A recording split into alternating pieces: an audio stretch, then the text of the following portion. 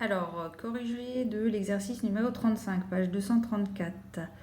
Donc, nous avons de nouveau trois nombres complexes écrits sous forme trigonométrique avec le module et un argument. Donc, premièrement, on va les tracer et on va regarder géométriquement les propriétés qu'on observe et on va essayer de les démontrer aussi de manière plus algébrique et plus mathématique.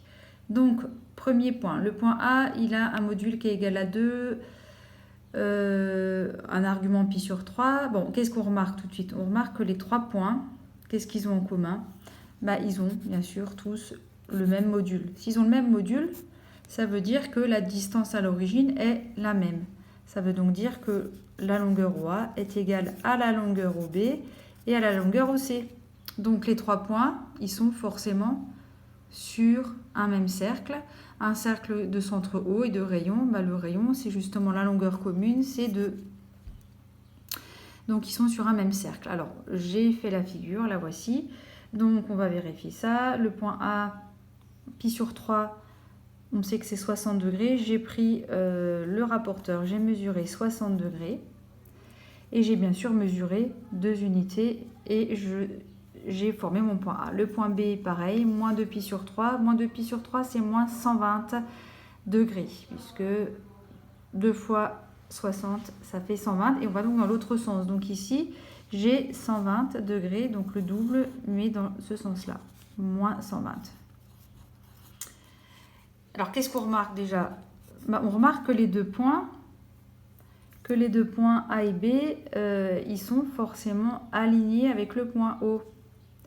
Pourquoi? Parce qu'on a un angle ici, entre le vecteur OA et le vecteur OB, on a un angle qui fait 60 plus 120, donc ça va nous faire 180 degrés. On a des points alignés qui, en plus, vérifient qu'ils sont à la même longueur, à la même distance du point O, puisqu'on a dit que c'est une distance égale à 2. Donc, en fait, ça veut bien dire que O est le milieu de AB, du segment AB. En gros, c'est ça ce que ça veut dire. Et donc, ça veut bien dire que les points A et B sont symétriques par rapport au point O,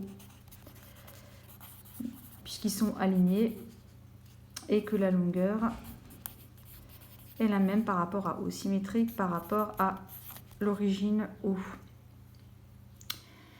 Et voilà, donc finalement, qu'est-ce qu'on a? On a, oui, j'ai aussi oublié de vous dire, le point C, donc il est à moins pi sur 4. Moins pi sur 4, c'est moins 45 degrés.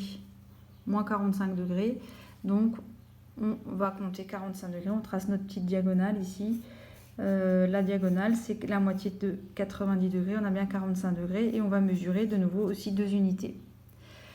Et donc, on a nos points. Alors, qu'est-ce qu'on peut dire sur les points A, B et C? Ils sont, comme on vient de dire, sur un même cercle. D'ailleurs, si on prend le compas, on pointe sur l'un des points, eh bien, en fait, on voit que on a bien les trois points qui sont sur le cercle.